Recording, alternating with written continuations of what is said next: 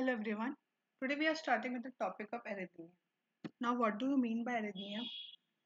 When there is a variation in rhythm of heart from the normal. जब अपनी जो heart beat होती है वो नॉर्मल से कम या ज़्यादा हो. दो कंडीशंस रहते हैं जहाँ पे हमारी heart rate 60 heart beats per minute से कम हो तो उसको ब्रैडिकार्डिया बोलते हैं. और जब हमारी heart rate 100 beats per minute से ज़्यादा हो तो उसको उस कंडीशन को टैकीकार्डिया बोलते हैं. ये क्यों होता है? Arrhythmia occurs because of the electrical signals that coordinate heartbeats are not working. जैसे कि हम देख सकते हैं एक नॉर्मल हार्ट है, एक कंडीशन अरिथमिया वाली है जहाँ पे जो सिग्नल्स हैं वो इजीली कोऑर्डिनेट नहीं कर पाती है, तो उस कंडीशन को अरिथमिया बोलते हैं. इसके जो फेजेस है वो 5 फेजेस में डिवाइडेड होता है, दैट इज 0 to 4.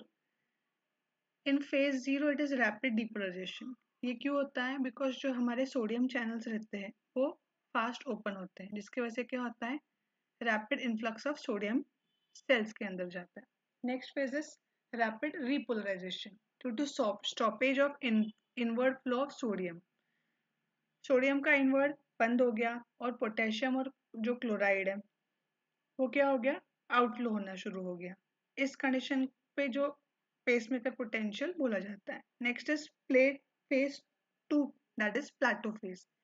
इस फेज में कैल्शियम एंटर करता है और पोटेशियम बाहर जाता है, जिसकी वजह से क्या होता है, कॉन्ट्रैक्शन होता है. Next phase is phase 3. इसको second phase of rapid reproduction बोलते हैं. सेकेंड फेज क्यों बोलते हैं? क्योंकि फेज 1 में ऑलरेडी रैपिड रिप्रोडक्शन हुआ रहता है, ये वापस अकर होता है, इसके लिए फेज 3 को second phase of rapid reproduction बोलते हैं. ये क्यों होता है? बिकॉज कैल्शियम चैनल्स क्लोज होते हैं और जो पोटेशियम है वो तेजी से बाहर आते हैं. नेक्स्ट फेज क्या है? फेज 4 है. ये है रेस्टिंग मेम्ब्रेन पोटेंशियल. जैसे कि हम डायग्राम में देख सकते हैं कि स्टार्ट हुआ इंक्रीज, फिर एक प्लेटो फेज आया और वापस वो रेस्टिंग पीरियड में चला गया. इसके लिए इसको बोलते हैं रेस्टिंग मेम्ब्रेन पोटेंशियल, जहाँ पे क्या होता है, सेल स्टिमुलेशन नहीं होता है. ये फेज एसोसिएटेड है डायस्ट्रोल से. अब डायस्ट्रोल क्या है? एक फेज ऑफ कार्डियक साइकिल है जहाँ पे मसल्स रिलैक्स करते हैं और जो अपने चेम्बर्स रहते हैं हार्ट के वो फुल्ली ब्लड के साथ फिल रहते हैं. And membrane potential returns to the resting value. शुरुआत हुआ, प्लेटो फेज फॉर्म हुआ, वापस रेस्टिंग फेज में चला गया, जहाँ पे ये जो फुल्ली रिपोलराइज्ड हो गया. नेक्स्ट क्या है? Classification of arrhythmia drugs. Classification again it is divided into 4 classes and miscellaneous class. Class 1A, B, C. 1A में है क्विनिडीन, प्रोकैनामाइड, डाइसोपायरामाइड. 1B में मैक्सिलिटिन, लिडोकेन. 1C में flecainide, moricizine and propafenone. Class 2 includes propranolol and esmorolol. Class 3 includes amiodarone, sotalol, ibuletide, beryllium and dofilitide. Class 4 includes verapamil and diltiazem. Miscellaneous में पीएसपीटी के लिए paroxysmal supramental tachycardia की condition के लिए purine nucleotide, adenosine और digoxin का use होता है. अब ये जो क्लास 1 है वो ए, बी और सी में क्यों डिवाइड है? क्योंकि ए, बी और सी की जो क्लास है वो मॉडरेट डिक्रीज होता है ए में, बी में लिटिल डिक्रीज होता है और सी में मार्क डिक्रीज होता है. अभी डीवी ऑब्लिक डी क्या होता है? ये rate of change of electrical potential voltage है टाइम के ऊपर, जो ये इंडिकेट करता है कि speed of action of potential depolarization, जिस रफ्तार से वो बढ़ रहा है. क्लास 2, क्लास 3, क्लास 4 तो हमने देख लिया. क्लास 1 मेम्ब्रेन स्टेबलाइजिंग एजेंट्स होता है. क्लास 2 एंटी एड्रेनर्जिक एजेंट्स होते हैं जो कि बीटा ब्लॉकर्स होते हैं. Class 3 are agents widening action potential and class 4 are calcium channel blockers. Next is mechanism of action. Class 1 drugs है, प्राइमरीली क्या करते हैं, सोडियम और पोटेशियम का जो कंडक्टेंस है वो लिमिट करते हैं और जिसकी वजह से क्या होता है, रेट फेज 4 का रेट जो है वो डिक्रीज हो जाता है ऑटोमेटिकली सेल में. इसका एग्जांपल है क्विनिडीन, जो कि एट्रियल फिब्रिलेशन में यूज होता है. अगर इसका ओवरडोज हो गया तो it leads to सिंचोनिज्म.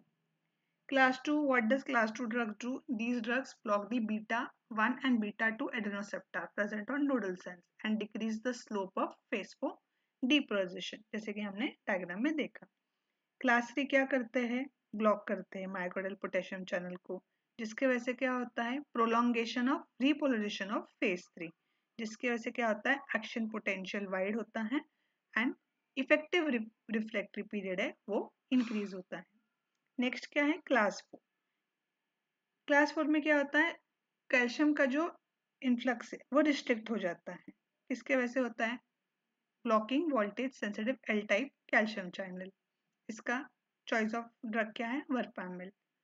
Supraventricular tachycardia में यूज होता है. ये डायग्राम से हमको समझ में आ रहा है. Then choice of drugs for arrhythmia is for atrial extrasystole AES.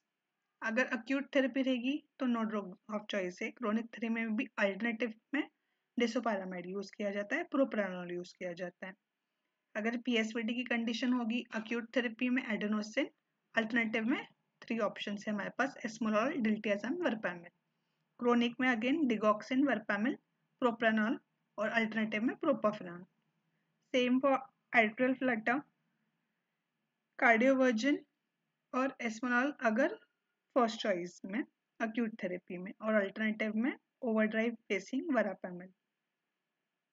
Again for chronic therapy and prophylaxis first choice is amiodarone, quinidine, digoxin, and for alternatives it is propafenone, disoparamide, verapamil and doflurotide. Atrial fibrillation हुआ तो cardioversion, esmolol first choice of for acute therapy, and for acute therapy alternative verapamil.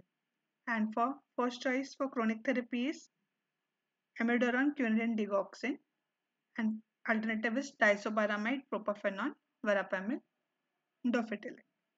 Okay, thank you.